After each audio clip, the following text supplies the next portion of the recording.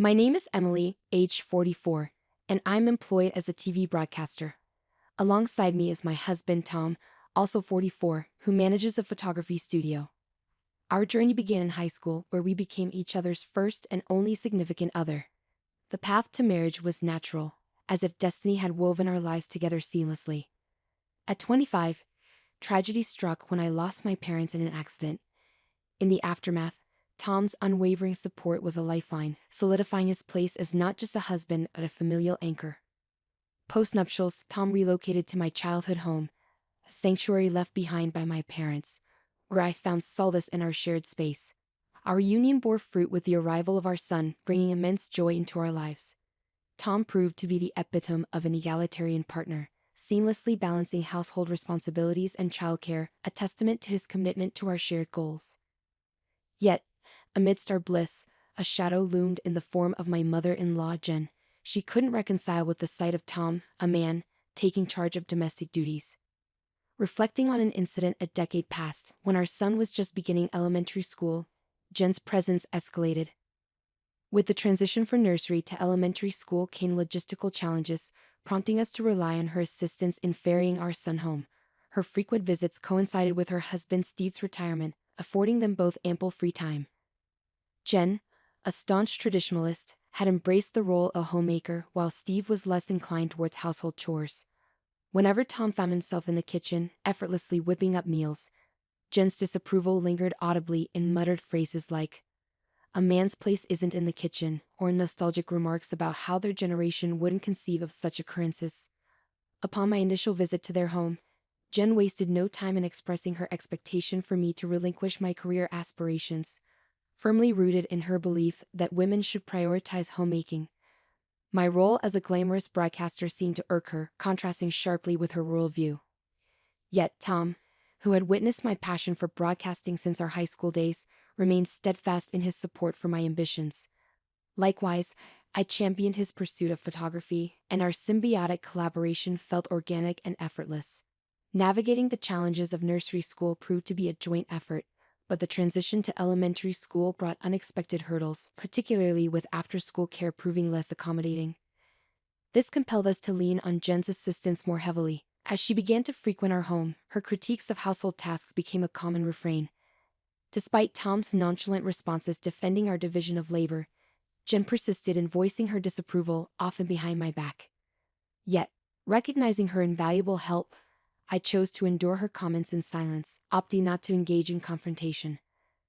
Despite her traditional values, Jen had a surprising affinity for modern conveniences. Proudly brandishing her smartphone, she boasted of being the sole owner among her peers, reveling in the ease of access it provided. "I'm ahead of the curve," she proclaimed, enthusiastically exploring the internet for various purposes.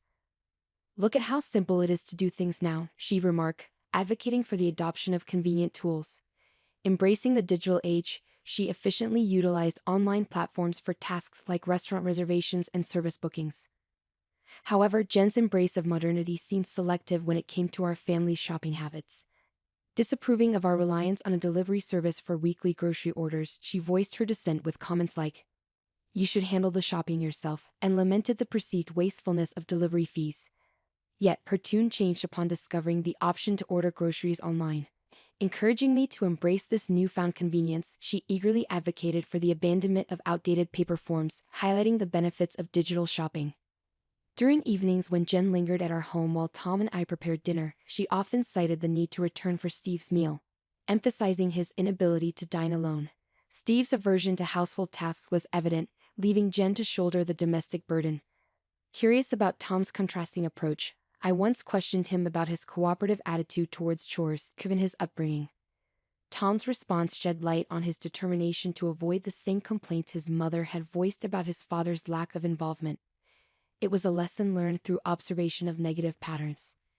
Jen's frustration with her husband's reluctance to contribute to household chores was palpable, contrasting with her bemusement at her son's willingness to pitch in. Perplexed by her seemingly contradictory stance, I suspected that Jen found solace in airing grievances, prompting me to maintain a cautious distance. Little did I know at the time, Jen's mounting frustrations would eventually lead her to take drastic actions, such as selling our house without consent, revealing the depths of her desperation. That summer brought an exciting opportunity when my company extended an invitation for a 2-month business trip abroad to cover a sports broadcast at the World Championship. It was a rare chance that felt like the culmination of my hard work and dedication. Recognizing the significance of this opportunity, I turned to Tom for guidance. Amidst his own commitments, he expressed uncertainty about managing both work and caring for our son John. It was then that Jen, who had been quietly listening, stepped in with an offer to assist. Despite lingering reservations from past encounters, the absence of alternative options left me with little choice but to entrust John's care to Jen. While considering the option of having Tom and John stay with Tom's parents, we realized the logistical challenges of commuting to school from their location. Ultimately, we settled on the arrangement of Jen staying at our home during weekdays to provide care for John. With this plan in motion, I embarked on my business trip, fully immersing myself in the sportscasting work and achieving significant strides in my career. Exhausted and relieved to be back in the U.S., I trudged towards my home on a weekday afternoon, burdened by the weight of my suitcase. As I approached the entrance, I was met by Jen, who seemed oddly eager. Prepared to express my gratitude for her assistance during my absence, I was blindsided by her unexpected declaration. "This house sold for $300,000, so I'm taking the full amount." Stunned, I struggled to process her words. "Our house?" I questioned incredulously, hoping for some clarification. With a gleam in her eyes, Jen affirmed, "Yes, this house. Well, actually, we don't technically own it." Her sudden backtrack only added to my confusion, prompting me to question the authenticity of her claim. However, Jen dismissed my doubts with laughter, insisting on the validity of her statement and brandishing the registration certificate as evidence. As she stood there, arms crossed and seemingly victorious, I realized that reasoning with her would be futile. Deciding to change tactics, I attempted to redirect the conversation. "Let's set that aside for a moment. Why are you selling it?" I inquired, hoping for some semblance of explanation. With a nonchalant air, Jen declared, "What belongs to the wife belongs to the husband, and therefore to me. I'm using it to build a new house." Her rationale, though flawed, hinted at a deeper agenda, leaving me grappling with a sense of disbelief and betrayal. As Jen's words echoed in the air, her bloodshot eyes filled me with a creeping sense of unease. The notion of a new house, one that belonged to both my husband and me, suddenly seemed tainted with a sinister undertone. Her resolve was palpable as she outlined her intentions, driven by a misguided sense of obligation to shield Tom from household chores.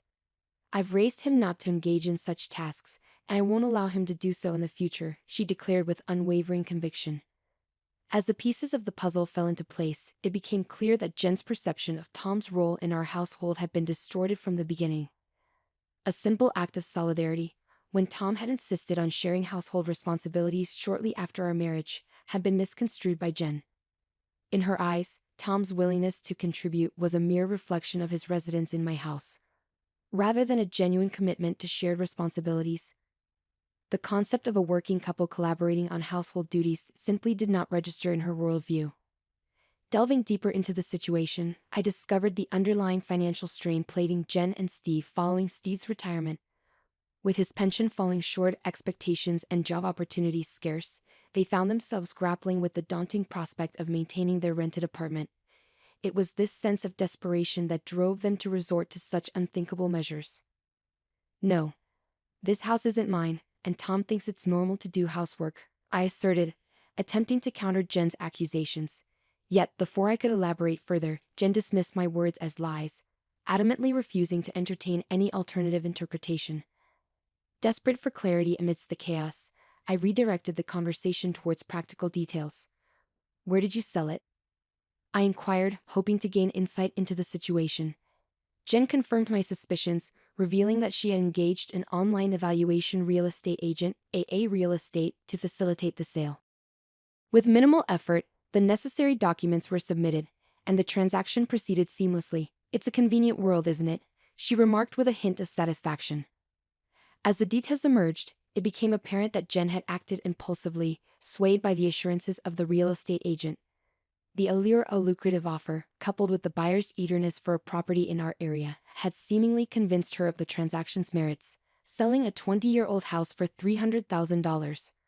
"I found a good real estate, didn't I?" she boasted proudly, oblivious to the turmoil her actions had caused. As I delved into my investigation, I came across a website for the real estate company that appeared legitimate. Attempting to confirm the validity of the sale, I dialed their number, only to be met with silence on the other end. Seeking clarification from Jen regarding her involvement, I demanded to know if she had physically visited the real estate company's address. Her response was dismissive, claiming that such visits were unnecessary in today's digital age. Determined to uncover the truth, I issued a firm ultimatum: visit the address in person the following day, or our discussion would cease. To my astonishment, Jen's tearful call the next day confirmed my worst fears. The purported real estate company was nowhere to be found. In its place stood a derelict wooden structure devoid of life. Despite the gravity of the situation, I couldn't help but burst into laughter at Jen's folly. Upon her return, Jen confessed to her misguided actions. Fueled by a misplaced sense of opportunity upon discovering the house registration certificate in my name during my absence, she had enlisted the services of the real estate agent. Their shameless assurances, coupled with Jen's naivety, led her to believe that the sale was legitimate, even without actual ownership. In her eagerness to seize what she perceived as an opportunity, she had unwittingly fallen prey to deception, providing the agent with all the requested documents without hesitation. Upon discovering a potential buyer, the fraudulent real estate agents demanded a deposit, half of their commission fee, amounting to $4,800, equivalent to half of the $9,600 commission promised for the $300,000 sale.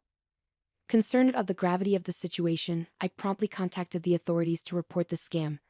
2 officers were dispatched to our home to investigate the matter further. To our dismay, the police officers revealed that such internet fraud, masquerading as legitimate real estate agents, had become increasingly prevalent.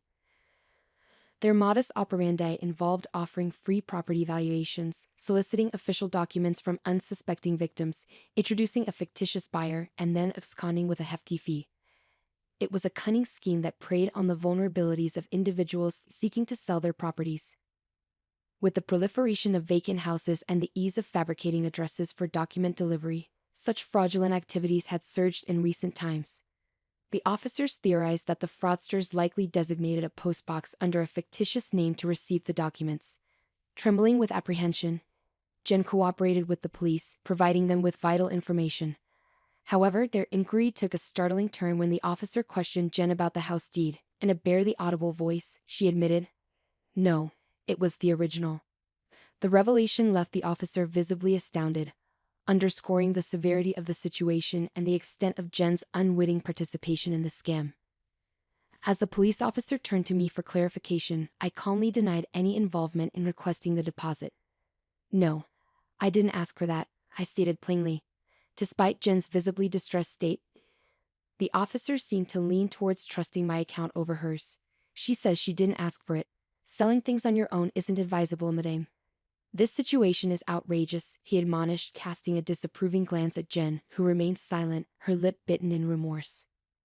Turning his attention back to Jen, the officer probed further about the deed registration. "You sent a copy, right?" Her barely audible response, "No, it was the original," left the officer even more incredulous. His dismay evident, he exchanged a glance with me, silently acknowledging the gravity of the situation.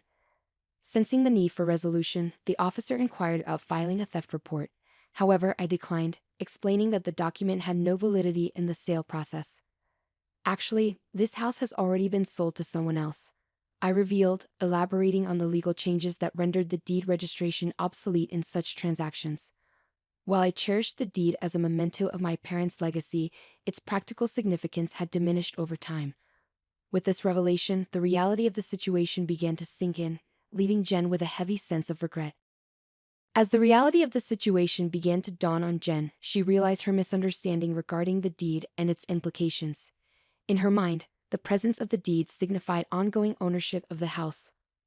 Unaware that its significance had diminished in the sale process orchestrated by the fraudsters, faced with embarrassment and frustration, she turned her gaze towards me with a hint of resentment, questioning why I hadn't sold the house myself. Her muttered words stung, insinuating that my career choices had led to our current predicament. Meeting her gaze with a calm resolve, I explained the true reason behind the sale: Tom's ambition to pursue his dream photography business. With insufficient funds to kickstart his venture, we had made the difficult decision to part with our cherished family home, selling it to an acquaintance and subsequently renting it back. As I recounted the series of events, Jen's demeanor shifted, her shoulders slumping in defeat. Her tearful outburst laid bare the deeper frustrations plaguing her own life, revealing the stark contrast between her own marital struggles and our united front. As she lamented her husband's perceived shortcomings, her grievances poured forth unabated, leaving the police officer at a loss for words as he struggled to navigate the emotional turmoil unfolding before him. Despite filing a fraud report, the perpetrators remained elusive, evading capture for over a decade, leaving little hope for the recovery of the lost funds. In the wake of the ordeal, Steve's trust in Jen waned, prompting him to assume full control over their finances. Stripped of any financial autonomy, Jen found herself relegated to seeking Steve's approval for even the most basic expenses, a restriction she found suffocating and frustrating. As she grappled with the consequences of her actions, Jen turned to Tom for solace, only to be met with a reminder of her own culpability. Bereft of disposable income, she sought employment through senior job listings, eventually finding fulfillment in teaching the elderly how to navigate modern technology. Despite her own struggles, Jen's empathetic approach endeared her to her students, earning her respect for her ability to relate to their challenges and patiently guide them through the intricacies of smartphone usage. Though her circumstances had shifted dramatically, Jen found solace in her newfound role, finding purpose in helping others navigate the digital age. Steve, driven perhaps by his pride, found senior roles unfulfilling and promptly resigned, leaving him without a source of income. Meanwhile, Jen's schedule has become increasingly hectic, often leaving him to tend to household chores as she attends to her commitments. Surprisingly, Steve has discovered a newfound passion for cooking and is honing his skills in the kitchen. The dynamics in Tom's parents' household have shifted dramatically, yet both individuals seem to have found a sense of satisfaction in their new roles. In my own journey, following a successful overseas business trip, I've ascended the career ladder and now serve as the anchor for the evening news. Tom's photography studio is thriving, and together, we've accumulated enough savings to contemplate repurchasing and renovating the family home. We remain grateful to our acquaintance who allowed us to retain ownership of the house despite the distressing ordeal we endured. Ultimately, the situation proved beneficial for Tom's parents. As our son nears adulthood at 17, I've imparted this tale to him as a lesson on the dangers of internet fraud. However, out of respect for his grandparents, I've chosen to keep the aspect of their attempt to sell our house a secret, preserving their dignity.